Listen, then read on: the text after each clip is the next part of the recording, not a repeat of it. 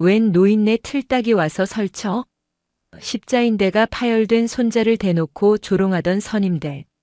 잠시 후 대한민국 해병대 전체를 총괄하는 현역 3스타 사령관이 헬기에서 뛰어내려 그 틀딱 노인네 앞에 무릎을 꿇었습니다. 구독과 좋아요를 해주시면 더 좋은 사연으로 보답하겠습니다. 서해의 칼날 같은 바람이 김포 평야를 가로질러 애기봉 능선을 거세게 후려쳤다. 민간인 통제선 너머 강 하나를 사이에 두고 북녘 땅이 아스라이 보이는 이곳은 대한민국 최전방, 긴장감마저 일상이 되어버린 땅이었다. 대한민국 해병대 제2사단 청룡부대의 심장이 바로 이 땅에 굳건히 뿌리내리고 있었다. 이른 아침 묵직한 검은색 세단 한 대가 자유로를 달려 김포대교를 건너고 있었다. 차 안의 공기는 차가운 바깥 날씨와는 대조적으로 기대와 설렘으로 훈훈했다. 운전대를 잡은 이는 강철심 살아있는 해병의 전설 그 자체였다. 그의 나이 70 중반을 넘겼지만 등은 굽지 않았고 눈빛은 여전히 젊은 날의 맹수처럼 형형했다. 해병 대사령관을 역임하고 3스타 중장으로 전역한 그는 평생을 오직 무적해병 4글자를 가슴에 품고 살아온 강골 중의 강골이었다. 그의 어깨를 짓눌렀던 3개의 별은 단순한 계급이 아니었다. 그것은 조국 수호의 맹세였고 수많은 전우와 함께 흘린 피와 땀의 결정체였다. 조수석에는 그의 아내 윤정의 여사가 온화한 미소를 머금고 앉아 있었다. 군인의 아내로 평생을 살아온 그녀의 얼굴에는 깊은 주름만큼이나 깊은 이해와 인내가 새겨져 있었다. 뒷좌석에는 그의 외아들이자 현역 해병대 준장으로 복무 중인 강지혁과 며느리, 그리고 이들의 하나뿐인 아들 강하늘하늘 이병의 사진을 든 여동생 강소연이 앉아 있었다. 오늘 이 3대의 해병 가족이 한자리에 모인 이유는 단 하나. 할아버지의 길을 따라 해병이 된 막내 강하늘 이병의 첫 면회를 위해서였다. 하늘은 할아버지 강철심을 하늘처럼 우러러봤다. 거실에 걸린 3스타 정복을 입은 할아버지의 사진은 어린 하늘에게 그 어떤 위인전보다 더 큰 영감을 주었다. 그는 조금의 망설임도 없이 해병대에 자원 입대했고 훈련소에서 우수한 성적으로 수료하며 가족의 자랑이 되었다. 필승. 할아버지의 명예에 누가 되지 않는 진짜 해병이 되겠습니다. 붉은 명찰을 가슴에 달고 외치던 그 늠름한 목소리가 아직도 강철심의 귓가에 쟁쟁했다. 차량이 부대 정문에 다다르자 위병소의 해병들이 차량 번호를 확인하고는 칼 같은 거수경례를 붙였다. 강철심은 창문을 내려 그들의 패기 넘치는 눈빛을 마주하며 가볍게 고개를 끄덕였다. 그의 가슴 속에서 오랫동안 잠들어 있던 해병의 혼이 다시금 뜨겁게 요동치는 것을 느꼈다. 면회실은 전국 각지에서 모여든 가족들로 북적였다. 아들의 이름을 애타게 부르는 어머니의 목소리, 여자친구의 수줍은 웃음소리, 친구들의 장난기, 어린 환호성이 한데 뒤섞여 확자지껄한 소음을 만들어내고 있었다. 강철심의 가족은 창가 쪽 테이블에 자리를 잡았다. 정의 여사가 밤새 준비한 음식들을 꺼내놓자 맛있는 냄새가 퍼져나갔다. 그 순간에도 면회실 한편에서는 아들의 야윈 얼굴을 어루만지며 눈물을 쏟아내는 어머니도 있었고 어딘가 그늘진 표정의 아들을 그저 말없이 바라보는 아버지도 있었다. 기쁨과 안타까움이 교차하는 그곳은 대한민국 부모들의 마음을 비추는 작은 거울과도 같았다. 약속한 시간이 조금 지나고 면회실 문이 끼익 소리를 내며 열렸다. 한 해병이 중사 한 명의 부축을 받으며 절뚝거리며 들어서고 있었다. 그는 오른쪽 다리에 깁스를 한 채 목발을 짚고 있었고 전투복 소매 밖으로 드러난 팔뚝에는 시퍼런 멍자국이 선명했다. 얼굴은 퉁퉁 부어 있었고 찢어진 입술에는 딱지가 앉아 있었다. 초점 없는 그의 눈동자는 짙은 공포와 체념으로 흐릿했다. 하늘아. 정의 여사의 입에서 비명 같은 신음이 터져 나왔다. 아들 지혁과 며느리는 자리에서 벌떡 일어났고 소연은 손에 들고 있던 오빠의 사진 위로 눈물을 뚝뚝 떨어뜨렸다. 그 순간 면회실의 모든 소음이 거짓말처럼 멎었다. 다른 가족들마저 충격적인 모습으로 들어서는 젊은 해병의 모습에 할 말을 잃고 웅성거리기 시작했다. 강철심은 미동도 하지 않았다. 그의 시선은 오직 손자의 망가진 모습에 고정되어 있었다. 수많은 전장을 누비며 부하들의 죽음 앞에서도 평정심을 잃지 않았던 그의 얼굴 근육이 미세하게 떨리고 있었다.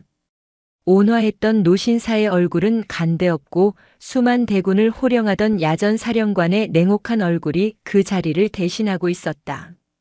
그의 몸에서 뿜어져 나오는 서슬 퍼런 기운에 주변 공기가 얼어붙는 듯했다. 부축을 받으며 테이블에 간신히 앉은 하늘은 고개를 들지 못했다. 가족들의 심장이 찢어지는 듯한 시선이 그의 정수리에 박혔다. 하늘아, 이게 대체 무슨 일이냐? 십자인데. 파열이라니. 아들 지혁이 떨리는 목소리로 물었다. 부대에서 온 연락은 그저 훈련 중 경미한 부상이라는 말뿐이었다. 하늘을 부축하고 온 황태만 중사가 능글맞은 미소를 지으며 대신 대답했다. 아, 아버님.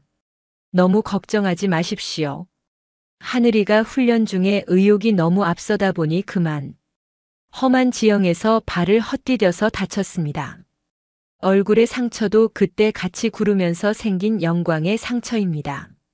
저희가 즉시 조치해서 군 병원에서 최고의 치료를 받게 했습니다.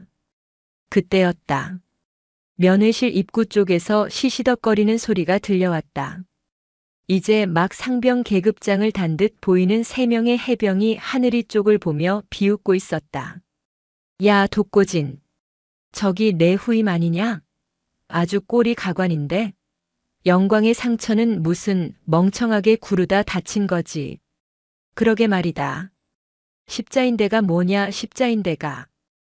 해병이 무슨 유리 인형이야? 저런 놈이 무슨 할아버지가 쓰리스타라고 떠들고 다녀. 중심에 서 있던 날카로운 눈매의 독고진 상병이 침을 툭 뱉으며 낄낄거렸다. 그들은 강철심을 그저 평범한 노인으로 여기는 듯 조금의 거리낌도 없었다. 그들의 조롱은 강철심의 귀에 비수처럼 날아와 박혔다. 그는 천천히 고개를 돌려 독고진 일행을 바라보았다. 그의 눈빛과 마주친 순간 독고진은 저도 모르게 움찔했다. 마치 시베리아의 눈 폭풍 한가운데 맨몸으로 내던져진 듯한 섬뜩한 한기가 등줄기를 타고 흘렀다. 강철심은 다시 하늘에게로 시선을 돌렸다. 그의 목소리는 지옥의 빙하처럼 차갑고 조용했다. 강하늘 해병. 그는 더 이상 손자를 이름으로 부르지 않았다. 내 눈을 보고 말해라. 저자들이 한 말이 사실인가? 내 그 상처가 정말 훈련 중에 생긴 영광의 상처인가? 하늘의 몸이 경직되었다. 그는 차마 할아버지의 눈을 마주치지 못하고 입술만 파르르 떨었다. 황태만 중사가 급히 끼어들었다. 어르신, 하늘이는 지금 안정이 필요합니다. 자꾸 다친 아이를 다그치시면. 닥쳐라. 강철심의 나지막한 한마디에 황태만의 얼굴이 흑빛으로 변했다. 그것은 단순한 명령이 아니었다. 거역할 수 없는 존재 자체를 짓뭉개는 듯한 압도적인 권위가 담겨 있었다. 강하늘 해병에게 다시 묻는다. 진실을 말해라. 이것은 내 할애비의 마지막 질문이자 전 해병 대사령관의 명령이다. 그 순간 하늘의 눈에서 참아왔던 눈물이 폭포수처럼 쏟아져 내렸다. 면회실은 오열하는 다른 가족들의 울음소리와 뒤섞여 순식간에 거대한 슬픔의 소용돌이에 휩싸였다.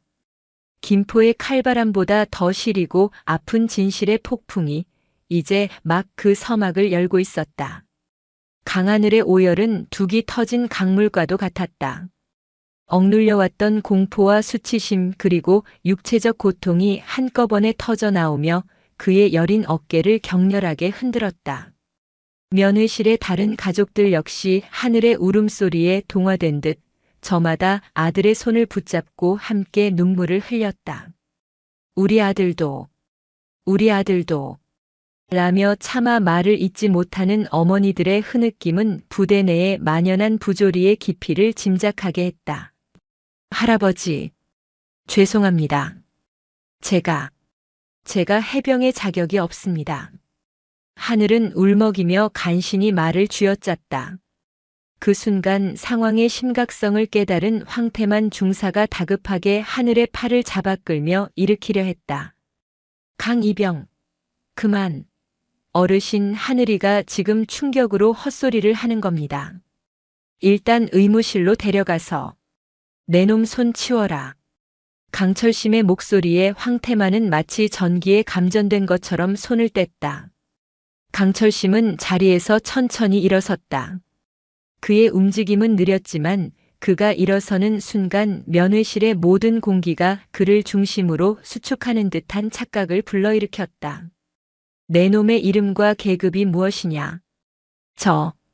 저는 제1수색대대 소속 황태만 중사입니다. 황태만은 저도 모르게 군기가 바짝 든 자세로 대답했다. 황태만 중사. 내 놈은 지금 해병의 명예를 더럽혔고 군인의 본분을 망각했으며 한 인간의 존엄성을 짓밟았다. 그 죄를 내 놈이 감당할 수 있다고 생각하는가?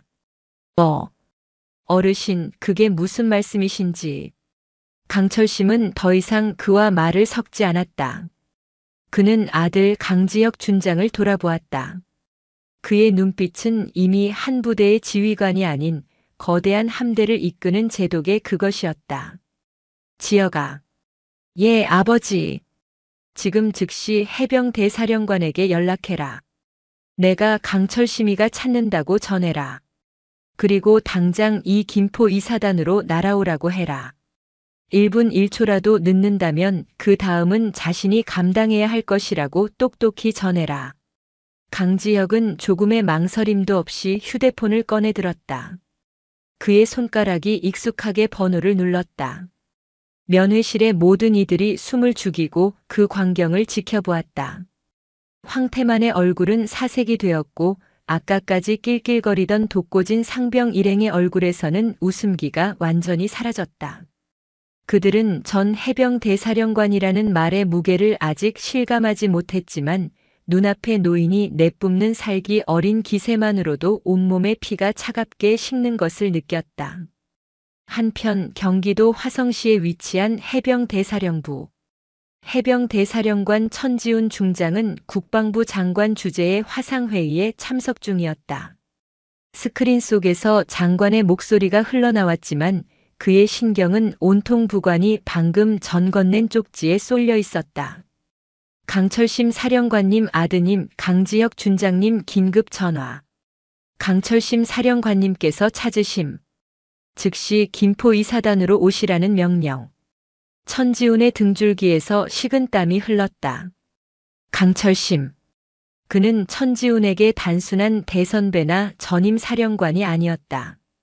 그는 군 생활의 스승이자 정신적 지주, 살아있는 신하와도 같은 존재였다. 그런 그가 명령이라는 단어를 써가며 자신을 호출했다는 것은 보통 심각한 일이 벌어진 것이 아니라는 의미였다. 장관님, 죄송합니다. 긴급 상황이 발생하여 먼저 이석하겠습니다. 천지훈은 회의 중이던 장관의 말을 끊고 자리에서 벌떡 일어났다. 스크린 속의 장관과 다른 장성들이 의아한 표정으로 그를 쳐다봤지만 그는 아랑곳하지 않았다. 당장 헬기 띄워. 목적지는 김포 이사단이다. 최고 속도로. 그의 외침은 사령부 복도를 쩌렁쩌렁 울렸다.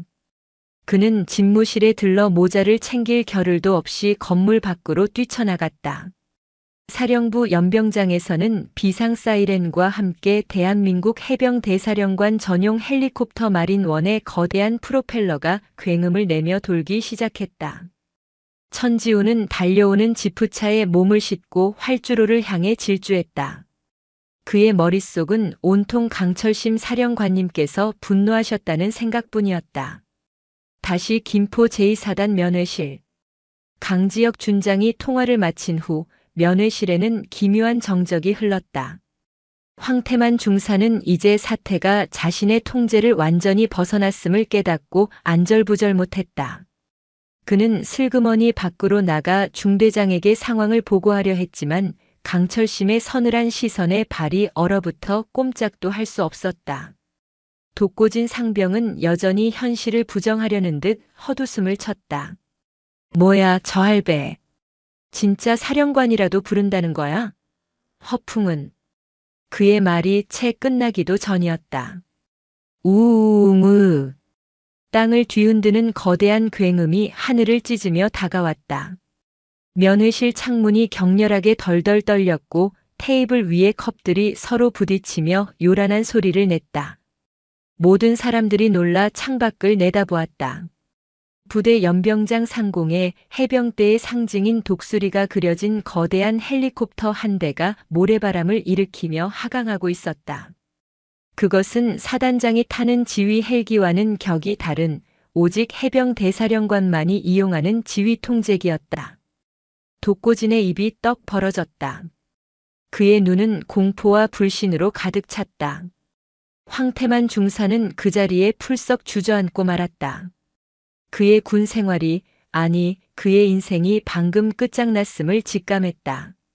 헬리콥터가 착륙하자마자 문이 열리고 해병 대사령관 천지훈 중장이 성난 사자처럼 뛰쳐나왔다. 그는 흙먼지를 뒤집어 쓴 채 곁에서 경례를 붙이는 이사단 헌병대장에게는 눈길 한 번 주지 않고 오직 면회실을 향해 전력으로 질주했다. 쾅! 면회실 문이 거칠게 열리고 숨을 헐떡이는 천지훈 중장이 들어섰다. 그의 이마에는 땀방울이 송골송골 맺혀 있었고 전투복은 흙먼지로 얼룩져 있었다. 하지만 그의 눈은 오직 한 사람, 강철심을 향해 있었다. 그는 그 자리에 부동자세로 서서 자신의 군 생활을 통틀어 가장 크고 절도 있는 목소리로 외쳤다. 필승! 해병대사령관 중장 천지훈, 강철심 사령관님의 부르심을 받고 달려왔습니다. 그 순간 면회실의 시간은 멈췄다. 현역 3스타 해병대사령관이 남루한 점퍼 차림의 한 노인에게 마치 신병처럼 경례를 올리는 믿을 수 없는 광경. 독고진의 다리가 풀려 바닥에 주저앉았고 그의 옆에 있던 패거리들은 오줌을 지리듯 파들파들 떨기 시작했다. 지옥의 헬리콥터는 이제 막 심판의 서막을 알리는 전주곡을 연주하기 시작한 것이었다. 해병 대사령관 천지훈의 우렁찬 경례는 면회실 전체를 얼어붙게 만들었다. 삼성 장군의 위엄은 그 자체로도 압도적이었지만 그가 한낱 늙은 노인에게 깎듯이 예를 갖추는 모습은 그곳에 있던 모든 이들에게 현실감을 잃게 만들기에 충분했다. 황태만 중사는 넋이 나간 표정으로 그 광경을 바라보았고 바닥에 주저앉은 독고진 상병은 이제 공포를 넘어선 체념의 빛을 띠고 있었다. 강철심은 천지훈의 경례를 받지 않았다. 그는 여전히 차가운 눈으로 그러나 한결 누그러진 목소리로 말했다. 왔는가 지훈아. 예, 사령관님. 늦어서 죄송합니다. 천지훈은 마치 신병처럼 허리를 굽혔다. 강철심은 대답 대신 목발을 짚고 서 있는 손자 강하늘을 손으로 가리켰다. 저 아이를 보아라, 천지훈 사령관. 저 아이가 지금 내가 지휘하는 대한민국 해병대의 현주소다. 그의 목소리는 조용했지만 그 안에는 수만 근의 무게가 실려 있었다. 천지훈의 시선이 비로소 강하늘에게로 향했다. 찢어진 십자인대, 엉망으로 멍든 얼굴, 그리고 공포로 가득 찬 텅 빈 눈동자. 그는 그제야 강철심이 왜 그토록 분노했는지를 온몸으로 깨달았다. 천지훈의 얼굴이 분노와 수치심으로 일그러졌다. 그는 자신의 뺨을 누군가에게 얻어맞은 듯한 모욕감을 느꼈다. 감히 누가 해병의 얼굴에 똥칠을 했는가. 천지훈의 포효는 건물 전체를 뒤흔들었다. 그는 성큼성큼 강하늘에게 다가가 그의 어깨를 붙잡고 고개를 숙였다. 강하늘 해병. 미안하다. 이 못난 사령관이 너희들을 제대로 지켜주지 못했다. 이 모든 것은 나의 책임이다. 현역 해병대 최고 지휘관이 일개 이병에게 머리 숙여 사과하는 전례 없는 광경. 그것은 단순한 사과가 아니었다. 썩어 빠진 군기를 바로잡고 해병의 명예를 되찾겠다는 피눈물 나는 맹세였다. 천지우는 고개를 들고 얼어붙어 있는 황태만과 독고진 일행을 향해 살기 어린 시선을 돌렸다. 이사단 헌병대장은 어디 있나? 필승. 헌병대장 중령 한상진입니다. 밖에서 대기하고 있던 헌병대장이 달려와 격려했다. 저기 있는 저 중사와 저 이병 나부랭이들을 당장 체포하라. 직권 남용, 직무유기, 폭행 및 가혹행위, 그리고 군 기강 문란 혐의다. 저들의 입에서 어머니 소리가 나올 때까지 모든 진실을 파헤쳐라. 이 시간부로 이 사단에 대한 지휘권 일부를 사령관 직권으로 행사한다. 이 사단장은 즉시 내 앞에 나타나라고 전하라. 그의 명령은 번개와도 같았다. 헌병들이 득달같이 달려들어 황태만과 독고진 일행의 팔을 꺾었다. 사령관님, 잘못했습니다. 한 번만 용서해 주십시오. 살려주십시오. 그들의 비명은 차가운 수갑이 채워지는 소리에 묻혀버렸다. 조금 전까지 기세등등하게 해병의 긍지를 더럽히던 그들은 이제 한낱 범죄자가 되어 질질 끌려나갔다. 면회실에 있던 다른 가족들은 그 광경을 보며 통쾌함과 함께 서글픔의 눈물을 흘렸다. 잠시 후 이사단장 김성철 소장이 땀을 뻘뻘 흘리며 면회실로 달려왔다. 그는 사령관과 그보다 더 무서운 존재인 전설의 대사령관 앞에서 고개를 들지 못했다. 죄송합니다. 제가 부덕한 탓입니다. 김 소장. 강철심이 그를 불렀다. 자네의 부덕함은 나중에 따질 것이다. 지금은 저 아이들 고통받은 우리 해병들의 눈물을 닦아주는 것이 먼저다. 강철심은 면회실에 모여있던 다른 가족들을 둘러보았다. 오늘 이 자리에 있는 모든 병사들의 고충을 직접 듣겠다. 단 한 명의 억울함도 남기지 마라.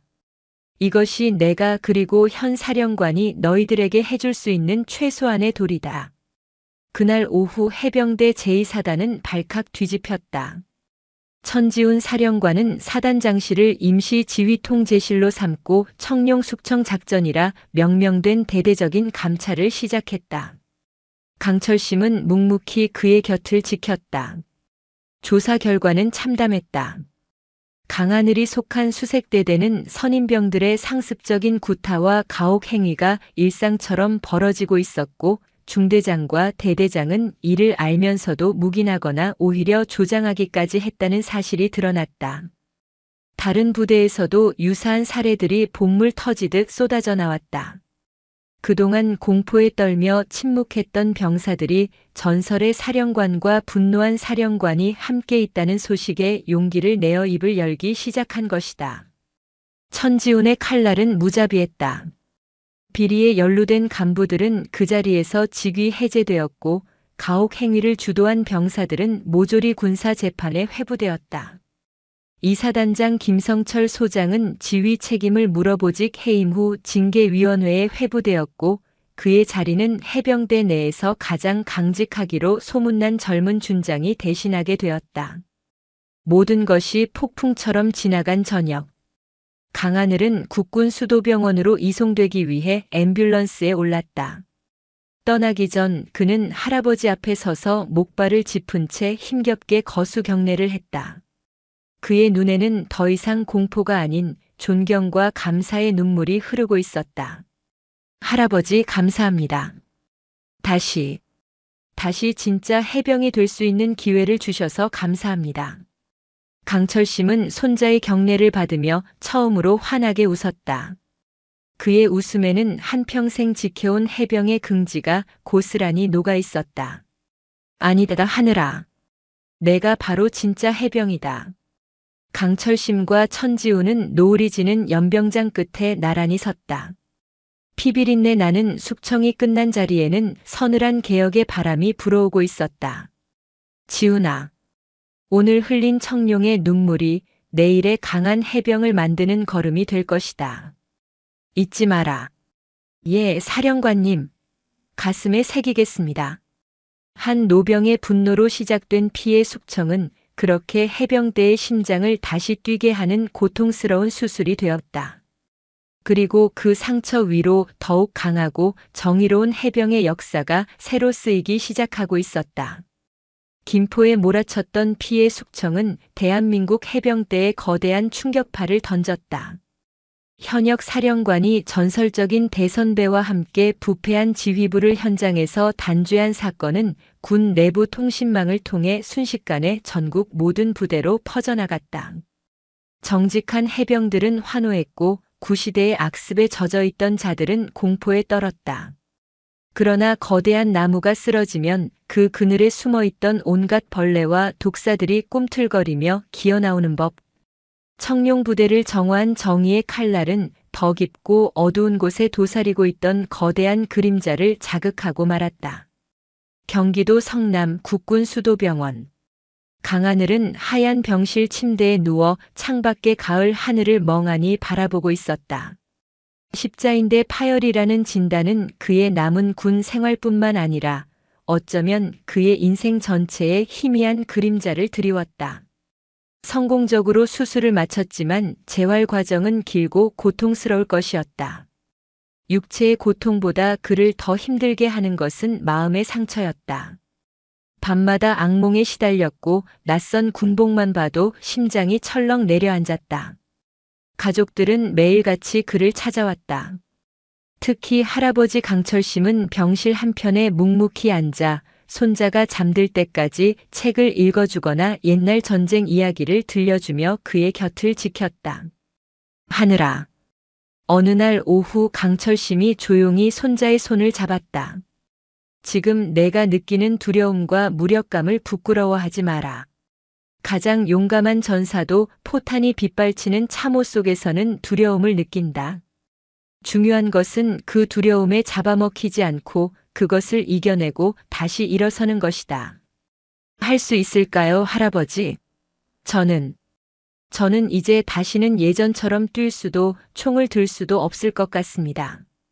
모든 것이 끝난 기분입니다. 끝이 아니다. 강철심의 목소리는 단호했다. 해병의 진정한 힘은 강한 다리나 두꺼운 팔뚝에서 나오는 것이 아니다. 어떤 절망 속에서도 결코 꺾이지 않는 불굴의 정신, 바로 해병대 정신에서 나오는 것이다. 너는 그 정신을 이미 증명해 보였다. 너는 가장 끔찍한 폭력 앞에서도 진실을 외칠 용기를 냈고 그 용기가 썩어 문드러진 군기를 바로 세우는 시발점이 되었다. 너는 패배자가 아니다, 하늘아. 너는 이 싸움의 진정한 승리자다. 할아버지의 따뜻하고 강한 음성에 하늘의 눈가가 뜨거워졌다. 그는 희미하게나마 다시 일어설 용기를 얻고 있었다. 하지만 그들이 병실에서 상처를 치유하는 동안 해병 대사령부에서는 보이지 않는 전쟁이 시작되고 있었다. 천지훈 사령관이 주도하는 개혁은 예상보다 훨씬 더 큰 저항에 부딪혔다. 특히 이번 숙청으로 직간접적인 타격을 입은 해병대 내의 구파 세력들이 조직적으로 반발하기 시작했다.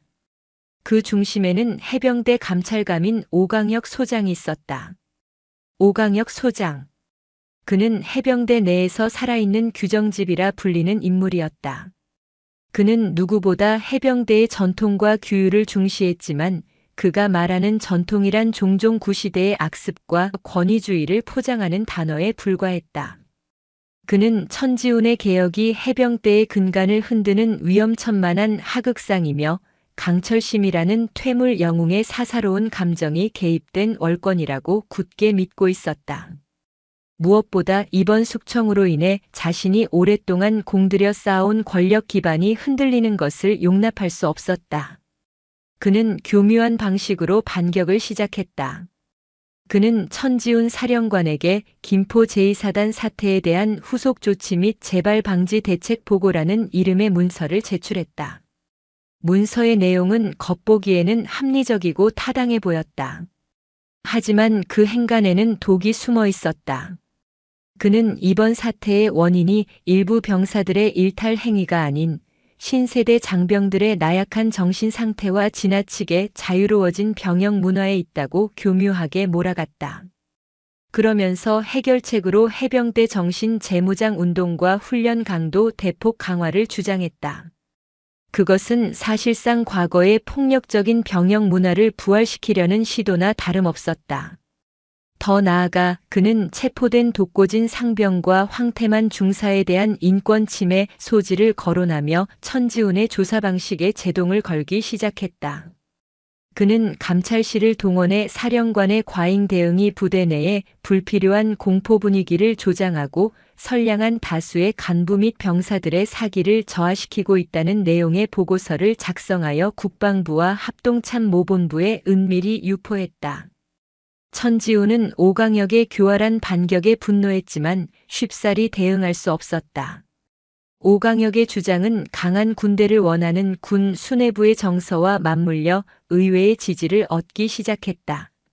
천지훈은 졸지의 개혁을 가로막는 수구 세력의 수장과 힘겨운 정치 싸움을 벌여야 하는 처지에 놓였다. 어느 날 저녁 천지훈은 자신의 집무실에서 홀로 담배를 태우고 있었다. 재떨이에는 담배꽁초가 수북이 쌓여 있었다. 그때 강철심으로부터 전화가 걸려왔다. 지훈아, 여우 사냥이 쉽지 않다고 들었다. 송구합니다, 사령관님. 제가 부족하여 개혁의 동력을 잃어가고 있습니다. 보이지 않는 장막 뒤에서 너무나도 많은 적들이 저를 흔들고 있습니다. 원래 어둠 속의 쥐새끼들은 빛을 보면 미친 듯이 발악하는 법이다. 강철심의 목소리는 차분했다. 그 장막을 걷어낼 때가 된 것 같구나. 내가 직접 그 장막 뒤에 누가 숨어 있는지 확인해 보겠다. 사령관님께서 직접 나서시면. 걱정 마라. 나는 이제 군인이 아니다. 그저 손자의 안위가 걱정되는 한 명의 평범한 늙은이일 뿐이지. 늙은이는 젊은이들처럼 힘으로 싸우는 것이 아니다. 지혜와 연륜으로 싸우는 법이지. 전화를 끄는 강철심의 눈빛이 매섭게 빛났다. 그는 오강혁이라는 이름에서 수십 년 전의 악취를 맡고 있었다. 자신이 사령관으로 재직하던 시절부터 군의 어두운 곳에서 암약하며 자신의 세력을 키우던 교활한 뱀. 이제 그 뱀의 목을 칠 때가 왔다고 그는 직감했다. 장막 뒤의 그림자는 더 이상 숨어 있을 수 없게 될 것이었다. 전설의 노병은 이제 사냥감을 향한 마지막 추적을 시작할 준비를 하고 있었다. 강철심의 사냥은 조용하지만 맹렬하게 시작되었다. 그는 더 이상 군복을 입지 않았기에 군의 공식적인 지휘 계통을 움직일 수는 없었다. 하지만 그에게는 수십 년간 피로 맺어진 군 안팎의 그 어떤 정보망보다도 강력하고 은밀한 네트워크가 있었다. 그는 그들을 그림자 전우라 불렀다. 그들은 모두 강철심의 인품과 리더십에 감화되어 그에게 절대적인 충성을 바치는 이들이었다. 첫 번째 움직임은 국군 수도병원에서 시작되었다. 강철심은 손자 하늘이 재활 치료를 받는 물리치료실을 매일같이 찾았다. 그는 그곳에서 하늘뿐만 아니라 다른 부대에서 부상을 입고 온 여러 병사들과도 스스럼 없이 어울리며 그들의 이야기를 들어주었다. 그는 손자의 할아버지라는 본 모습 뒤에 날카로운 사냥꾼의 본능을 숨기고 있었다. 어느 날 강찬은 같은 병실을 쓰는 한 상병과 친해졌다. 그는 해병대 군수사령부에서 근무하다 훈련 중 허리를 다쳐 입원한 병사였다. 그는 강찬에게 무심코 이상한 이야기를 털어놓았다. 우리 부대는 좀 이상해. 가끔씩 멀쩡한 최신형 전투화나 방탄복 같은 보급품들이 창고에서 사라졌다가 얼마 뒤에 낡아빠진 구형 장비들로 채워지곤 했어. 간부님들은 그냥 행정착오라고 하는데 그런 일이 한두 번이 아니었거든. 한 번은 어떤 후임이 그 문제에 대해 소원 수리를 썼다가 며칠 뒤에 갑자기 최전방 격오지 부대로 전출당하는 일도 있었지. 그 뒤로는 다들 쉬쉬하는 분위기야. 강철심은 강찬을 통해 전해들은 그 이야기를 허투루 넘기지 않았다. 그는 직감적으로 이것이 단순한 군수품 관리 부실이 아님을 깨달았다. 그는 즉시 그의 그림자 전우 중 한 명이자 군 검찰 출신으로 현재는 대형 로펌에서 국방 관련 소송을 전문으로 다루는 변호사에게 연락했다. 황 변호사, 해병대 군수사령부의 보급품 횡령 의혹에 대해 한번 파보게. 특히 최근 몇 년간 불용 처리되거나 손방실 보고된 군수품 내역과 그것을 처리한 민간 업체를 중심으로 추적해주게. 냄새가 아주 고약해. 황 변호사의 조사는 신속하고 정확했다. 그는 며칠 만에 놀라운 사실을 밝혀냈다. 해병대 군수사령부에서 빼돌려진 최신 군수품들이 특정 민간 업체를 통해 암시장으로 흘러들어가고 있었고, 그 업체는 서류상으로는 존재하지 않는 유령 회사였다. 그리고 그 유령 회사의 자금 흐름을 추적한 결과 돈의 종착지는 바로 오광혁 감찰감의 처남이 운영하는 건설 회사라는 사실이 드러났다. 모든 조각이 맞춰지고 있었다. 오광혁은 감찰감이라는 직위를 이용하여 군의 부패를 감시하는 것이 아니라 오히려 자신의 부패를 은폐하고 거대한 비리 네트워크를 구축하고 있었던 것이다. 그가 해병대 정신을 운운하며 천지훈의 개혁을 방해했던 이유는 자신의 돈줄과 권력 기반이 송두리째 뽑혀나갈 것을 두려워했기 때문이었다. 김포 이사단에서 벌어진 폭력 사태는 이러한 거대한 부패의 사슬을 유지하기 위해 병사들의 입을 막고 공포 분위기를 조성하는 잔혹하지만 효과적인 통제 수단이었던 셈이다. 강철심은 모든 증거를 보고받고 치밀어 오르는 분노를 간신히 억눌렀다. 그는 단순한 분노를 넘어 깊은 슬픔을 느꼈다. 자신이 평생을 바쳐 지켜온 해병대가 그 안에서부터 이렇게 썩어가고 있었다는 사실에 참담함을 금할 수 없었다. 하지만 지금은 감상에 젖어 있을 때가 아니었다. 그는 이 부패의 고리를 끊어낼 결정적인 한 방을 준비해야 했다. 물증은 확보했지만 오광혁이라는 거대한 뱀의 숨통을 완전히 끊기 위해서는 그의 범죄를 입증할 살아있는 증인이 필요했다. 그때 또 다른 그림자 전우가 움직였다. 그는 국군방첩사령부에서 잔뼈가 굵은 베테랑 수사관이었지만 오광혁과의 갈등으로 인해 한직으로 밀려나 있던 인물이었다. 그는 강철심의 연락을 받고 자신의 모든 것을 걸고 마지막 임무를 수행하기로 결심했다.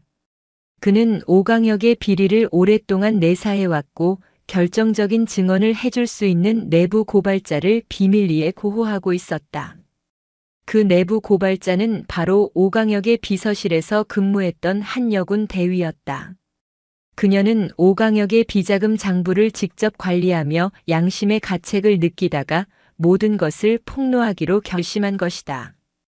이제 모든 준비는 끝났다. 물증과 증인 그리고 수십 년간 벼려온 노병의 지혜와 결단력. 강철심은 이 모든 것을 손에 쥐고 이제 마지막 사냥을 위한 덫을 놓을 준비를 하고 있었다.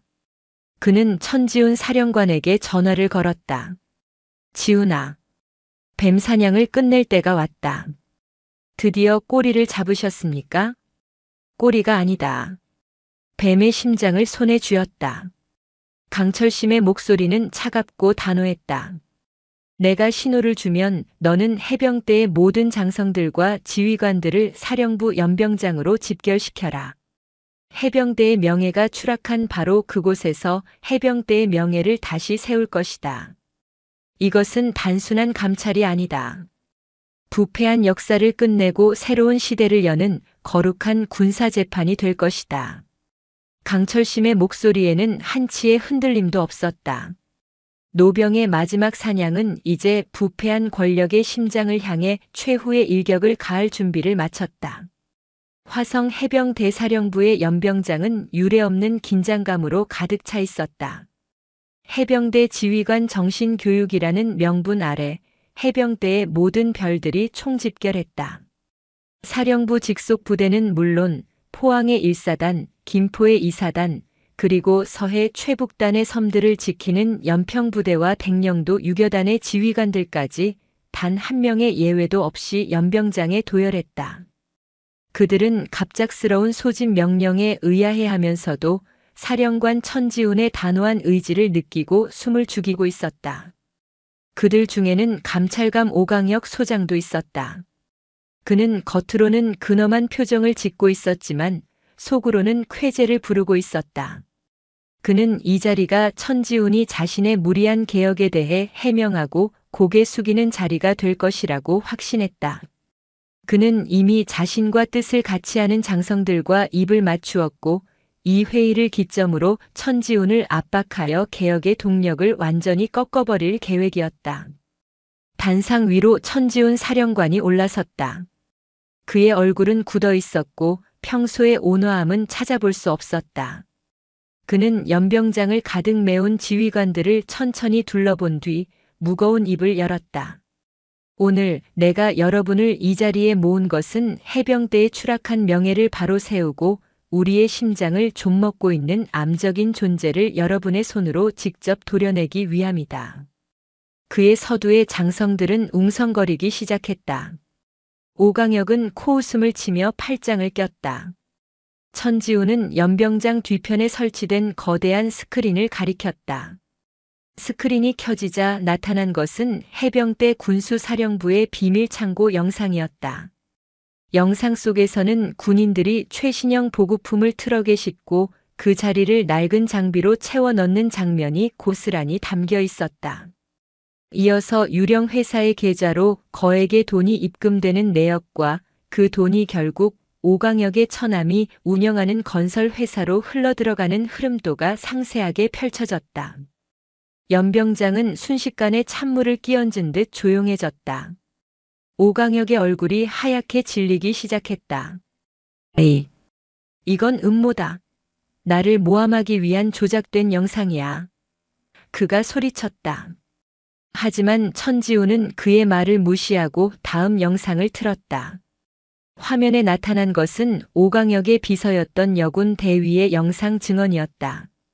그녀는 떨리는 목소리로 하지만 또렷하게 오강혁이 어떻게 군수품을 빼돌리고 비자금을 조성했는지, 그리고 그 과정에서 자신에게 어떤 협박과 회유를 했는지를 상세하게 증언했다. 그녀의 손에는 오강혁이 직접 서명한 비밀 장부의 사본이 들려 있었다. 말도 안 돼. 저 여자가. 오강혁은 이성을 잃고 단상을 향해 뛰쳐나가려 했다. 하지만 그의 앞을 가로막는 이가 있었다. 연병장 한쪽에서 조용히 모든 것을 지켜보고 있던 강철심이었다. 어딜 가려고 하는가, 오강혁 소장. 강철심이 단상 위로 천천히 걸어 올라왔다. 그의 등장은 모든 장성들을 경악하게 만들었다. 살아있는 전설이 이 피비린내 나는 심판의 현장에 직접 모습을 드러낸 것이다. 백호철 사령관님. 어찌하여. 오강혁은 말을 더듬었다. 내 놈이 감히 사령관이라는 말을 입에 담는가. 강철심의 눈빛은 칼날보다 차가웠다. 내 놈은 해병의 군복을 입고 나라의 녹을 먹으며 전우의 피와 땀을 훔친 도둑놈에 불과하다. 내 놈 같은 자 때문에 수많은 젊은 해병들이 고통 속에서 신음하고 해병대의 긍지가 땅에 떨어졌다. 강철심은 품 안에서 또 다른 서류 뭉치를 꺼내 단상 위에 내리쳤다. 그것은 그의 그림자 전우들이 수집한 오강혁의 모든 비리 혐의를 입증하는 완벽한 증거 자료들이었다. 여기 있는 모든 장군들은 들어라. 해병대는 전우를 버리지 않는다. 그리고 해병대는 부패를 용납하지 않는다. 만약 이 자리에서 저 추악한 범죄자를 비호하려는 자가 있다면 그 역시 해병의 배신자로 간주하고 이 자리에서 군복을 벗기겠다. 강철심의 포효는 연병장 전체를 뒤흔들었다. 그의 진심 어린 외침에 오강혁의 편에 서서 천지훈을 공격하려 했던 장성들마저 고개를 숙였다. 거대한 권력의 철옹성은 한 노병에 꺾이지 않는 신념 앞에서 허무하게 무너져 내렸다. 천지훈은 강철심의 옆에 서서 마지막 명령을 내렸다. 헌병대는 즉시 오강혁 소장을 체포하라. 그의 부패에 동조하고 해병의 명예를 더럽힌 모든 자들을 남김없이 색출하여 법의 심판대에 세워라. 오늘을 기점으로 대한민국 해병대는 새롭게 태어날 것이다. 헌병들이 단상 위로 올라와 오강혁의 어깨에 차가운 수갑을 채웠다. 철옹성 같았던 그의 권력은 한순간에 무너져 내렸다. 그는 체포되어 끌려가면서도 믿을 수 없다는 듯 강철심을 향해 악을 썼지만 그의 비명은 승리한 해병들의 함성에 묻혀 공허한 메아리가 될 뿐이었다. 사령부 연병장에서 벌어진 초유의 심판은 그렇게 부패한 시대의 종말과 정의로운 시대의 개막을 알리는 장엄한 신호탄이 되었다. 강철심이라는 전설은 자신의 모든 것을 불살라 해병대의 심장에 꺼져가던 정의의 불씨를 다시 지핀 것이다. 화성 해병대사령부 연병장에서 벌어진 피해 숙청은 썩은 가지를 쳐내는 통쾌한 사건인 동시에 거대한 벌집을 건드린 위험한 도박이었다. 천지훈 사령관은 강철심이라는 거대한 산을 등에 업고 해병대 내부의 암세포를 도려내는 데 성공했다. 그 결과 해병대는 창설 이래 가장 강도 높은 개혁의 소용돌이에 휩싸였다. 병사들의 목소리가 존중받기 시작했고 불합리한 관행들이 하나둘씩 사라졌으며 지휘관들은 부하들을 두려움이 아닌 존경으로 이끌어야 한다는 것을 뼈저리게 깨닫고 있었다. 국군 수도병원. 강하늘의 재활치료는 더뎠지만 그의 마음은 놀라울 정도로 빠르게 회복되고 있었다. 그는 더 이상 악몽을 꾸지 않았다. 대신 꿈속에서 자신과 같은 고통을 겪고 있는 이름 모를 전우들의 손을 잡아주는 자신의 모습을 보곤 했다. 그는 병원 내에서 상담병을 자처했다. 의사나 전문 상담사는 아니었지만 같은 군복을 입고 같은 아픔을 겪어본 그의 진심 어린 위로는 그 어떤 처방약보다 더 큰 힘을 발휘했다. 그는 다른 병사들의 이야기를 들어주며 역설적으로 자신의 상처를 치유하고 있었다. 세상은 평온을 되찾은 듯 보였다. 그러나 그것은 폭풍이 지나간 뒤의 고요함이 아니었다.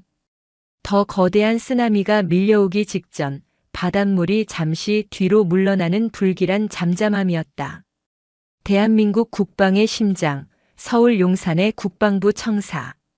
국방부 장관 권혁주는 자신의 집무실에서 해병대에서 올라온 내부 개혁 중간 평가 보고서를 읽고 있었다. 그의 입가에는 뱀처럼 차갑고 교활한 미소가 걸려 있었다.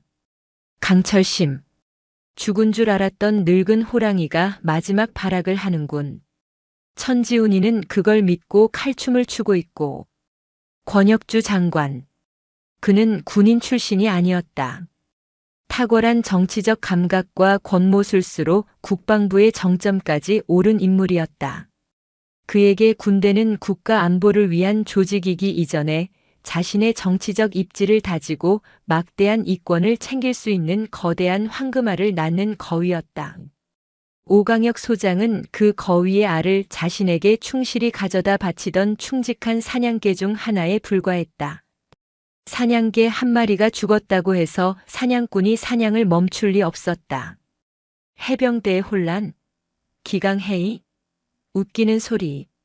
그는 보고서를 책상 위로 던졌다. 오히려 좋아. 이 혼란을 명분 삼아 내 사람들을 요직에 앉히고 군 전체를 완벽하게 장악할 기회다. 그의 계획은 치밀하고 잔혹했다. 그는 강철심이라는 대중적 영웅을 직접 공격하는 어리석은 짓은 하지 않았다. 대신 그의 칼인 천지훈 사령관의 목을 겨눴다. 그는 대통령에게 해병대 사태로 인한 군 전력 약화 및 안보 공백 우려에 대한 특별 안보 감사를 건의했다. 명분은 그럴듯했다. 북한과의 대치 상황에서 일선 부대의 지휘 체계가 흔들리는 것은 국가적 위기 상황이라는 논리였다. 대통령은 그의 건의를 받아들였다. 그리고 그 감사의 총책임자로 국군방첩사령부를 지목했다.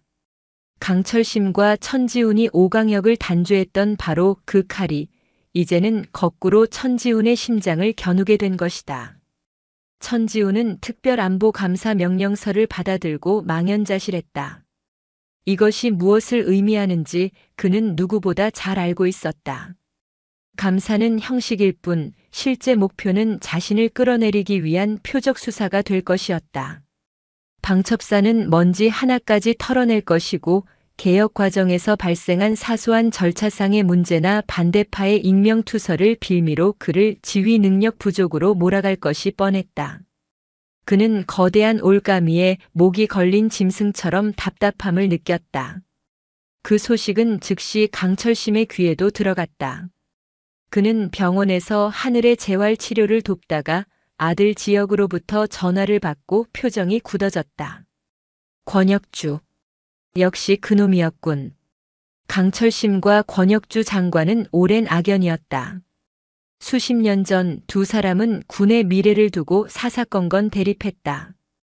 강철심이 실전적이고 강인한 정예 군대를 주장했다면 권혁주는 정치권의 입맛에 맞는 관리되는 군대를 주장했다.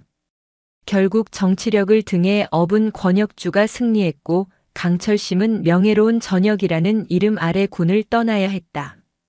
이제 그 늙은 정적이 자신의 손자와 해병대의 명예를 되찾기 위한 마지막 싸움에 다시 등장한 것이다. 강철심은 분노하지 않았다. 대신 그의 눈은 더욱 차갑게 빛났다. 하늘아, 잠시 하랍이 좀 다녀올 곳이 있다. 저녁에는 돌아올 것이다. 그는 손자의 머리를 한번 쓰다듬어 준 뒤 병실을 나섰다. 그의 발걸음은 국방부나 청와대가 아닌 서울의 허름한 뒷골목으로 향했다. 그곳에는 그의 그림자 전우 중 가장 늙고 교활한 여우, 독사 최일환의 낡은 흥신소가 있었다. 최동지. 전쟁이 다시 시작되었네. 보고 있네. 최일환은 바둑판 위에서 검은 돌 하나를 집어들며 말했다. 이번 상대는 지난번의 풋내기들과는 격이 달라. 중앙 정치판까지 뿌리가 닿아 있는 거대한 이무기일세. 그래서 자네를 찾아왔지. 강철심이 그의 맞은편에 앉았다.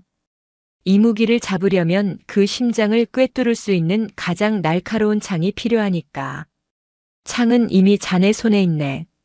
다만 그 창을 휘두를 명분과 힘이 부족할 뿐이지. 최일환은 바둑돌을 내려놓고 강철심을 똑바로 쳐다보았다. 판을 뒤집어야 하네. 저들이 만들어 놓은 판 위에서 싸워서는 백전백패야. 우리가 새로운 판을 짜야 하네. 저들이 상상조차 할 수 없는 방식으로. 두 늙은 전설의 눈빛이 허공에서 부딪혔다. 그들의 머릿속에서는 대한민국 국방부를 통째로 뒤흔들 아무도 예상하지 못했던 거대한 전쟁의 서막이 그려지고 있었다. 보이지 않는 연극의 주연은 이제 막 자신의 존재를 드러냈지만 그가 모르는 것이 있었다. 이 연극의 진짜 감독은 무대 뒤에서 모든 것을 꿰뚫어 보고 있는 늙은 노병이라는 사실을. 강철심이 구상한 새로운 판은 대담하고 위험했으며 교활했다. 그는 권혁주 장관이 펼쳐놓은 안보라는 프레임 안에서 싸우는 것을 처음부터 포기했다. 대신 그는 전혀 다른 전장, 바로 여론과 민심이라는 거대한 바다에서 싸움을 시작하기로 결심했다. 군 내부의 힘만으로는 절대 이길 수 없는 싸움이었기에 그는 군의 주인이자 가장 무서운 심판관인 국민을 자신의 편으로 끌어들이기로 한 것이다. 그의 첫 번째 행보는 송곳 박 기자를 움직이는 것이었다. 박 기자가 운영하는 작은 인터넷 언론사에 강철심의 이름으로 장문의 기고문이 실렸다. 제목은 어느 늙은 해병의 피눈물 나는 호소였다. 기고문은 담담한 필체로 시작되었다. 그는 자신이 아닌 십자인대가 파열된 채 절망에 빠졌던 손자 하늘의 이야기로 글을 열었다. 그리고 김포 이사단 면회실에서 목격했던 아들의 망가진 모습에 오열하던 다른 어머니들의 이야기를 풀어놓았다. 그는 군의 부조리를 고발했지만 그 방식은 철저히 아버지와 할아버지의 시선이었다. 십자인대가 끊어진 것은 제 손자 한 명의 다리가 아닙니다. 조국을 믿고 자식을 군에 보낸 이 땅 모든 부모님들의 마음이 끊어진 것입니다. 시퍼렇게 멍든 것은 제 손자의 얼굴만이 아닙니다. 국민의 신뢰를 잃고 추락한 우리 국군의 명예가 멍든 것입니다. 지금 군에게 필요한 것은 겁박과 통제로 만들어진 거짓된 안정이 아닙니다. 아들이 군대에서 맞아 죽지는 않을까 걱정하지 않아도 되는 상식과 정의가 바로 진정한 안보입니다. 기고문은 폭발적인 반응을 불러일으켰다.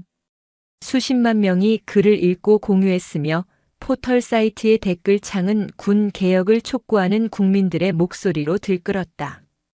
권혁주 장관이 내세웠던 안보 논리는 내 자식의 안전이라는 거대한 민심의 파도 앞에서 힘을 잃기 시작했다. 강철심의 두 번째 행보는 더욱 대담했다. 그는 국군 수도병원에서 하늘이 자발적으로 만들었던 부상 장병 커뮤니티를 수면 위로 끌어올렸다. 그는 자신의 인맥을 총동원하여 커뮤니티에 올라온 억울한 사연들을 공론화하기 시작했다. 특히 그의 눈길을 끈 것은 한 젊은 병사의 죽음에 대한 글이었다. 그 병사는 해병대 보급부대에서 근무하다가 야간 탄약고 경계 근무 중 원인 모를 폭발 사고로 사망했다. 군은 단순 안전사고로 서둘러 사건을 종결했지만 그의 동료들은 사고 직전 그가 부대의 낡은 통신 장비 문제를 지속적으로 제기했었다고 증언했다. 그리고 그 낡은 통신 장비를 납품한 업체가 바로 오강혁의 비리 네트워크와 연결되어 있던 그 방산 업체라는 충격적인 사실이 드러났다. 강철심은 그 사망한 병사의 부모를 직접 찾아갔다. 아들을 잃은 슬픔에 잠겨있던 노부부는 처음에는 그를 경계했지만 손자의 아픔을 이야기하며 함께 눈물 흘리는 그의 진심에 결국 마음을 열었다. 강철심은 그들에게 아들의 억울한 죽음을 밝힐 수 있도록 돕겠다고 약속했다. 이것은 더 이상 단순한 부패와의 싸움이 아니었다. 국가의 이름 아래 희생된 한 젊은 영혼의 명예를 되찾기 위한 거룩한 전쟁이 되었다. 이제 모든 준비는 끝났다. 여론은 들끓기 시작했고 권혁주의 부패와 무능을 입증할 인간적인 증거가 확보되었다. 강철심은 독사 최일환이 확보한 권혁주 장관이 해당 폭발 사고의 진상조사를 축소, 은폐하라고 지시하는 내용이 담긴 비밀 통화 녹취록을 손에 쥐었다. 그것은 단순한 비리 혐의를 넘어 직권 남용과 살인 방조에 해당하는 명백한 범죄의 증거였다. 강철심은 이 모든 증거를 들고 청와대가 아닌 국회로 향했다. 그는 야당의 한 소장파 국회의원을 비밀리에 만났다. 그는 그 의원이 해병대 장교 출신이며 누구보다 국방개혁에 대한 의지가 강하다는 것을 알고 있었다. 의원님, 제가 곧 세상을 뒤흔들 폭탄을 터뜨릴 것입니다. 의원님께서는 그 폭풍 속에서 국회 안에 정의의 방주를 만들어 주셔야 합니다. 강철심은 그에게 모든 증거를 넘기며 국회 차원의 국정조사와 청문회를 열어달라고 요청했다. 이것은 대통령에게 직접 호소하는 것보다 훨씬 더 강력하고 되돌릴 수 없는 승부수였다. 행정부의 수장인 대통령이 자신의 국방부 장관을 내치는 것은 정치적으로 큰 부담이 따르지만 입법부인 국회가 진상규명에 나선다면 그 누구도 막을 수 없기 때문이었다. 모든 말들을 전장에 배치한 노병은 조용히 하늘의 뜻을 기다렸다. 이것은 그의 인생을 건 마지막 전쟁이었다. 조국과 해병대와 그리고 사랑하는 손자를 지키기 위한 한 늙은 군인의 처절하고도 숭고한 싸움. 그 결과가 이제 곧 온 세상에 드러날 참이었다. 결전의 날 대한민국의 아침은 전례 없는 충격으로 시작되었다. 송곳 박 기자의 인터넷 언론사와 주요 방송사들은 약속이나 한 듯 일제히 권혁주 국방부 장관, 방산 비리 및 군 의문사 은폐 의혹이라는 제목의 헤드라인을 일면에 대서탁필했다. 강철심이 제공한 증거들은 가감없이 세상에 공개되었다. 낡은 장비 때문에 아들을 잃은 노부모의 피 맺힌 절규와 권혁주 장관이 사건을 은폐하라고 지시하는 목소리가 담긴 녹취록은 온 국민의 공분을 사기에 충분했다. 여론은 용암처럼 들끓었다. 청와대 국민청원 게시판은 권혁주 장관의 파면을 요구하는 글로 마비되었고 국방부 홈페이지는 성난 시민들의 항의로 서버가 다운될 지경이었다. 아침 출근길 시민들은 저마다 스마트폰으로 뉴스를 확인하며 경악과 분노를 금치 못했다. 같은 시각 국회에서는 거대한 폭풍이 몰아치고 있었다. 강철심과 손을 잡은 해병대 출신 야당 의원은 국방위원회 긴급 전체 회의를 소집하고 권혁주 장관의 비리 의혹에 대한 국정조사 요구안을 상정했다. 여당 의원들은 처음에는 정치 공세라며 반발했지만 쏟아지는 증거와 들끓는 민심 앞에서 버틸 재간이 없었다. 결국 국정조사 요구안은 여야 합의로 통과되었고 대한민국 국군 창설 이래 최초로 현직 국방부 장관에 대한 청문회가 열리게 되었다. 청문회 당일 국회 본회의장은 수많은 취재진과 방청객들로 발 디딜 틈이 없었다. 증인석에 선 권혁주 장관의 얼굴은 하얗게 질려 있었지만 그는 끝까지 자신의 혐의를 부인하며 교묘한 거짓말로 위기를 모면하려 했다. 존경하는 위원장님 그리고 위원님 여러분. 저에 대한 모든 의혹은 군을 흔들려는 일부 불순 세력의 악의적인 모함입니다. 저는 평생을 국가에 헌신해 왔으며 단 한 점의 부끄러움도 없습니다. 그의 뻔뻔한 변명이 이어지던 순간 청문회장의 육중한 문이 열리고 한 명의 노인이 조용히 들어섰다. 낡은 점퍼 차림이었지만 그 어떤 장군보다도 위험 있는 모습의 강철심이었다. 그는 참고인 자격으로 청문회에 출석한 것이다. 모든 카메라 플래시가 그에게로 터졌고 장내는 순간 정적에 휩싸였다. 강철심은 증인석에 앉아 마이크를 잡았다. 그의 목소리는 늙고 했지만 그 안에는 진실의 힘이 담겨 있었다. 저는 오늘 한 명의 군인으로서 그리고 아들과 손자를 군에 보낸 한 명의 국민으로서 이 자리에 섰습니다. 그는 권혁주의 비리를 나열하는 대신 다른 이야기를 시작했다. 그는 자신이 기억하는 대한민국 해병대의 숭고한 희생의 역사에 대해 이야기했다.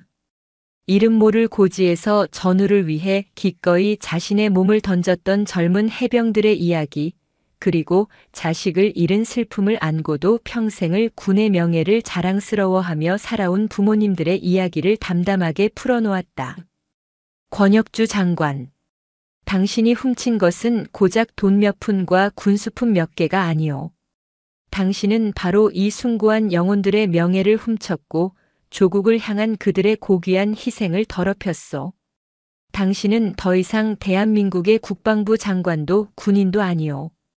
당신은 그저 선배들의 피 위에 군림하려는 파렴치한 배신자일 뿐이오. 강철심의 일갈은 청문회장 전체를 울렸다. 그의 진심 어린 호소에 방청석에 앉아있던 군 의문사 유가족들은 서로를 부둥켜 안고 오열했다. 권혁주는 더 이상 아무런 변명도 하지 못했다. 그는 텅 빈 눈으로 강철심을 노려보다가 이내 고개를 떨구었다. 그날 저녁 대통령은 긴급 기자회견을 열고 권혁주 국방부 장관을 전격 경질했다. 또한 이번 사태의 모든 의혹을 한 점 없이 수사할 특별검사팀을 임명하겠다고 발표했다. 거대한 권력의 철옹성은 한 노병이 국민과 함께 지핀 정의의 불꽃 앞에서 그렇게 허무하게 무너져 내렸다. 모든 싸움이 끝난 후 강철심은 국군 수도병원으로 돌아왔다. 병실 창가 강하늘은 다른 부상병들과 함께 청문회 생중계를 보며 눈물을 흘리고 있었다. 그는 할아버지가 들어오는 것을 보고 절뚝거리며 다가와 말없이 할아버지를 힘껏 껴안았다. 할아버지, 자랑스럽습니다. 아니다 하늘아. 내가 그리고 이름 없이 쓰러져간 너의 전우들이 그리고 이 모든 것을 지켜봐준 위대한 국민들이 이뤄낸 승리이다. 강철심은 손자의 등을 토닥이며 창밖을 내다보았다. 국회의사당 위로 붉은 노을이 지고 있었다. 그것은 한 시대의 종말을 알리는 쓸쓸한 노을이 아니었다. 더 밝고 정의로운 내일을 약속하는 불사조의 깃털처럼 찬란하게 타오르는 희망의 노을이었다. 노병의 마지막 전쟁은 그렇게 대한민국의 역사에 지워지지 않을 깊은 울림을 남기며 위대한 막을 내렸다. 국회의사당의 함성이 잦아들고 권역주라는 거대한 어둠이 거친 자리에는 서툴지만 강렬한 희망의 빛이 쏟아져 내리기 시작했다. 그로부터 다시 1년이라는 시간이 묵묵히 흘렀다. 강산이 변하기에는 짧은 시간이지만 한 사람의 인생과 한 조직의 운명을 바꾸기에는 결코 짧지 않은 세월이었다. 대한민국 군대는, 특히 해병대는 그 1년 동안 고통스러운 탈피의 과정을 거치며 새로운 모습으로 거듭나고 있었다. 대통령 직속으로 신설된 국방개혁위원회는 대한민국 국방정책의 새로운 심장이 되었다. 위원회의 수장을 맡아달라는 대통령의 간곡한 제안에 강철심은 끝내 고개를 저었다. 각하, 늙은 군인은 사라질 뿐 정치에 나서는 것이 아닙니다. 이 개혁은 미래를 이끌어갈 젊은이들의 손으로 완성되어야 합니다. 대신 그는 명예고문이라는 이름으로 뒤에 남아 개혁의 방향이 흔들리지 않도록 묵직한 무게중심을 잡아주는 역할을 자처했다. 위원회의 실질적인 수장은 해병대사령관 천지훈 중장이 겸임하게 되었다. 그는 강철심이라는 거대한 방패 뒤에서 이제는 그 어떤 외압에도 흔들리지 않는 강력한 힘을 가지고 군 전체를 수술대에 올렸다. 위원회의 회의 풍경은 과거와는 완전히 달랐다. 계급장과 짬밥이 아닌 오직 논리와 데이터만이 발언권을 얻는 곳이었다. 갓 임관한 소위가 수십 년 경력의 장군 앞에서 군사교육 시스템의 문제점을 조목조목 지적했고 병사 출신의 예비역이 민간 전문가와 함께 장병 복지 시스템의 청사진을 그렸다. 그 결과 군 내부의 인권 침해를 독립적으로 감시하고 처벌하는 군인권보호위원회가 출범했고 방산 비리를 원천적으로 차단하는 국방획득감시 시스템이 구축되었다. 가장 큰 변화는 사람에게서 시작되었다. 이제 지휘관들은 부하들을 통제의 대상이 아닌 함께 전장을 누빌 존엄한 인격체로 대하는 법을 배우기 시작했다. 그 변화의 바람이 가장 먼저 시작되었던 김포의 해병대 제2사단. 그곳에서는 강하늘 병장이 전역을 앞두고 있었다. 십자인대 파열이라는 큰 부상은 그의 다리에 희미한 흉터와 약간의 후유증을 남겼지만 그의 영혼에는 그 어떤 상처보다도 강하고 단단한 자부심을 새겨놓았다. 그는 재활을 마친 뒤 모두의 예상을 깨고 국군 수도병원이 아닌 원래의 부대로 복귀를 자원했다. 그가 쓰러졌던 바로 그곳에서 그는 다시 일어서고 싶었다. 복귀한 강하늘은 부대의 영웅도 동정의 대상도 아니었다. 그는 그저 묵묵히 자신의 임무를 수행하는 평범한 해병이었다. 하지만 그는 더 이상 과거의 강하늘이 아니었다. 그는 부대 내에서 새로 생긴 또래 상담병 제도의 1호 상담병이 되었다. 그는 자신의 경험을 무기 삼아 군 생활에 어려움을 겪는 후임들의 마음을 어루만져 주었다. 그의 상담실 문은 언제나 열려 있었고 그를 찾는 후임들의 발길은 끊이지 않았다. 어느 늦가을 저녁 강하늘은 저녁을 며칠 앞두고 마지막 당직 근무를 서고 있었다. 그때 생활관 구석에서 홀로 흐느끼고 있는 신병 하나를 발견했다. 그는 조용히 다가가 어깨를 두드렸다. 무슨 일 있나? 신병은 화들짝 놀라며 눈물을 닦았다. 아닙니다, 강하늘 병장님. 그냥 어머니가 보고 싶어서 그랬습니다. 그렇구나. 나도 그랬다. 여기 처음 왔을 땐 매일 밤 어머니 꿈을 꿨지. 강하늘은 그의 옆에 가만히 앉았다. 그는 섣부른 위로나 충고를 하는 대신 자신의 이야기를 시작했다. 자신이 얼마나 나약하고 겁이 많았는지, 얼마나 끔찍한 일을 겪었는지, 그리고 어떻게 그 모든 것을 이겨냈는지에 대해. 가장 힘들었던 순간 나를 일으켜 세운 건 너는 혼자가 아니다라는 믿음이었다. 지금 너의 곁에도 우리가 있지 않나. 우리는 전우다. 그러니 힘들면 힘들다고 말하고 기대고 싶으면 기대라. 그게 진짜 해병이다. 신병은 강하늘의 이야기에 다시 눈물을 쏟았지만 그 눈물은 더 이상 외로움의 눈물이 아니었다. 함께 아픔을 나눠주는 전우의 존재를 확인한 따뜻한 감사의 눈물이었다. 강하늘은 그렇게 자신이 받은 상처를 다른 이를 치유하는 별빛으로 바꿔나가고 있었다. 마침내 강하늘의 저녁일. 1년여 전 비통한 심정으로 아들을 찾아왔던 가족들은 오늘은 환한 웃음을 머금고 다시 김포 이사단 정문 앞에 섰다. 부대 정문은 꽃다발을 든 가족들과 친구들로 축제 분위기였다. 잠시 후 위병소 문이 열리고 전역하는 병사들이 힘찬 함성과 함께 쏟아져 나왔다. 그들 속에 한층 더 늠름하고 성숙해진 강하늘이 있었다. 그는 가족들을 발견하고 달려왔다. 그의 걸음은 완벽하게 정상이 아니었다. 자세히 보지 않으면 모를 정도로 미세하게 그는 왼쪽 다리를 절고 있었다. 그것은 평생 그가 안고 가야 할 상처의 흔적이었다. 하지만 그의 얼굴은 그 어느 때보다 밝고 자신감으로 가득 차 있었다. 그는 더 이상 자신의 상처를 부끄러워하지 않았다. 그것은 그에게 패배의 낙인이 아닌 승리의 훈장이었기 때문이다. 필승. 아들 강하늘. 군 복무를 마치고 이에 전역을 명받았습니다. 그는 아버지 강지혁 준장에게 늠름하게 경례를 붙였다. 그의 눈에는 눈물이 살짝 고여 있었다. 강철심은 그 모습을 말없이 지켜보며 주름진 눈가에 맺힌 눈물을 슬쩍 훔쳤다. 집으로 돌아온 강하늘은 가장 먼저 자신의 방으로 들어가 전투복을 벗었다. 그는 정성스럽게 군복을 개고 가슴에 달려있던 붉은 명찰을 조심스럽게 떼어냈다. 그리고는 할아버지의 서재로 향했다. 강철심은 창가 의자에 앉아 자신이 평생을 바친 해병대의 역사를 기록하는 회고록을 집필하고 있었다. 할아버지. 강하늘은 할아버지의 책상 위 빛바랜 무공훈장들 옆에 자신의 붉은 명찰을 조용히 올려놓았다. 한 세대의 전쟁 영웅이 피로 얻은 훈장과 새로운 세대의 용기 있는 해병이 상처로 얻은 명찰이 나란히 놓였다. 그것은 대한민국 해병대의 과거와 현재, 그리고 미래가 한자리에 모인 감격적인 순간이었다. 이제 모든 것이 끝났습니다, 할아버지. 강철심은 고개를 저으며 손자의 어깨를 힘주어 잡았다. 그의 눈은 창밖에 지는 노을을 향해 있었다.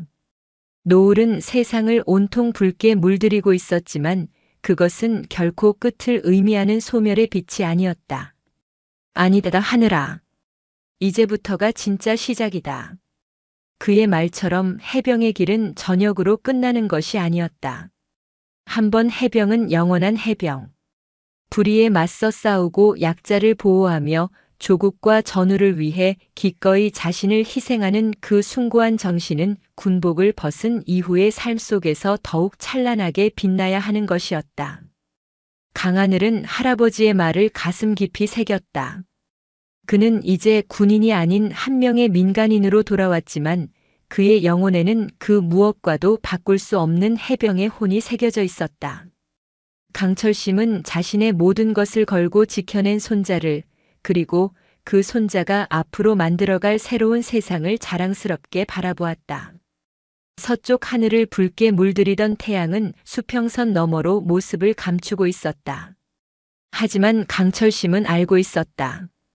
저 태양은 결코 지는 것이 아니라는 것을.